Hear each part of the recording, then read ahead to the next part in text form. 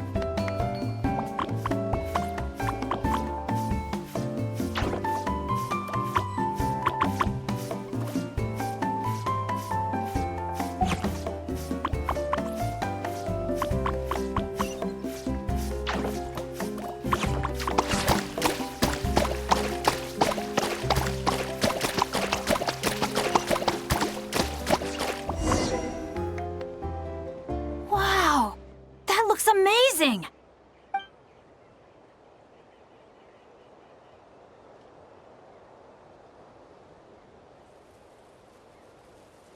Guys, over here! We're gonna take a picture together! Oh, not bad, not bad. You're all looking full of energy this morning. Not a trace of bedhead or dark circles in sight. Whoa, you even look out for stuff like that? Well, what kind of guide would I be if I didn't pay attention to the details? Yeah, and what kind of bard would I be if I didn't appreciate a good drink? What's that got to do with anything? Somehow, though, I know exactly what he means. Do you really think that? Or are you just playing along to keep Tone Deaf Bard happy, too? I see no harm in a bit of nonsense. Here, put on this Asha headband. It's a souvenir from the rest of us.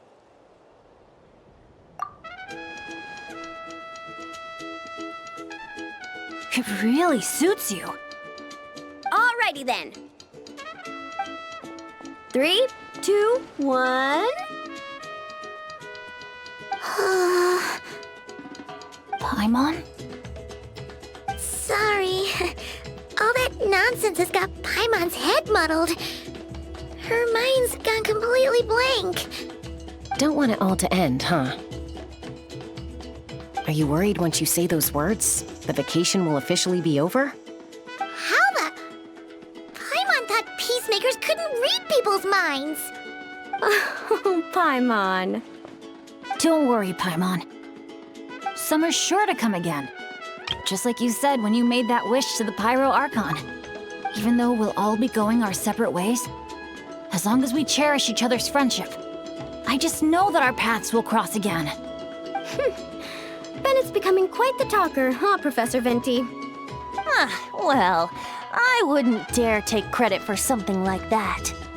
Your tone would suggest otherwise. Come on! Paimon was just starting to feel inspired! Why don't we just give it another try? Yeah, let's do it all together this time. Huh. What should we shout? Sounds good! 3, 2, 1. Lucky Star!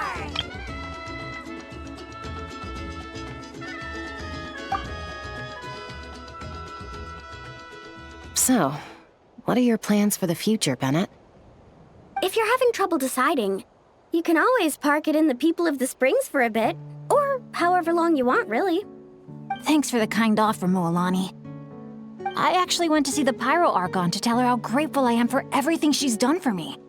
She told me that the domain we entered was an abyssal simulation of the MARE JIVARI. It was extremely unstable, and now it's completely gone. Later, when we got on to talking about my future, she said I was more than welcome to stay here in NATLAN, but also that she would respect my decision, whatever it turned out to be. And after thinking it over, long and hard, I've decided to return to Mondstadt. You miss your dads, don't you? That's definitely part of it. I promised to tell them everything that happened on this adventure, and I can't go back on my word. But also, when I said goodbye to my mom and dad, I promised them I'd become the most legendary adventurer in all of Teyvat someday. And no adventurer should stay in one place for too long. Bennett. What if your luck starts going downhill again the moment you leave NATLAN? It's fine. The warmth and kindness I've experienced on this adventure is enough to get me through all the challenges that lie ahead.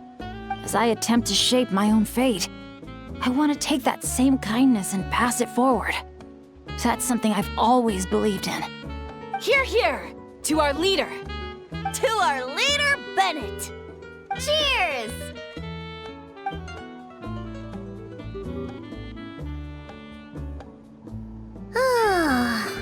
This is gonna be another all-nighter, isn't it?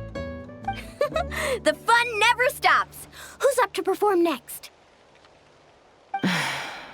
Bennett's almost fallen asleep several times now. No. I can still keep going. Go get some rest now, guys. And seeing as you've still got the energy, I'll leave the cleanup to you, Mualani. Huh? Why me?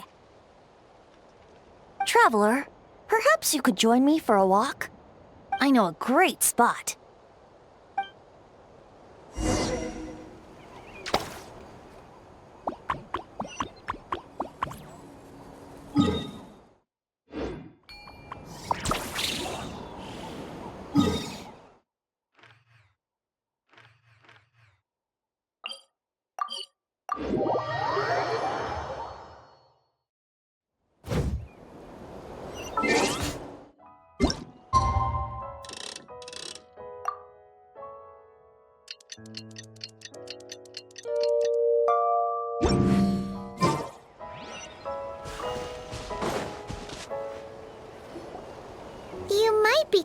kind of, but you sure know how to sniff out a good view. Glad you like it. Some stories aren't meant for the birds, only for the stars high in the sky. More like a story that begins with time itself. Long, long ago, time began to write the story of this world. To her, all living beings were equal, both in their value and in significance. Like an ancient scroll, she engraved upon her memory all people, all events, all encounters, and all farewells. Back then, as an animal spirit, I had a chance encounter with time at the Thousand Winds Temple. Hearing my wishes, she entrusted me with fragments of her power and authority. Sounds like you've heard the story of time in the wind before. Charming, isn't it? Through the memories engraved in rituals, poems, ruins, and ancient texts, the same beings she considered so insignificant have met her, time and time again. So, this is the story you wanted to share? More like the prologue. The corruption of the MARE JIVARI is tied to time itself. To put it another way, it is a calamity present in every moment that will ever be. Unlike time herself, I have always cherished many wishes in my heart. 500 years ago, to prevent the corruption of the MARE JIVARI from spreading beyond Tenochtitlan, I blew it off the timeline, turning it into the Windless Land.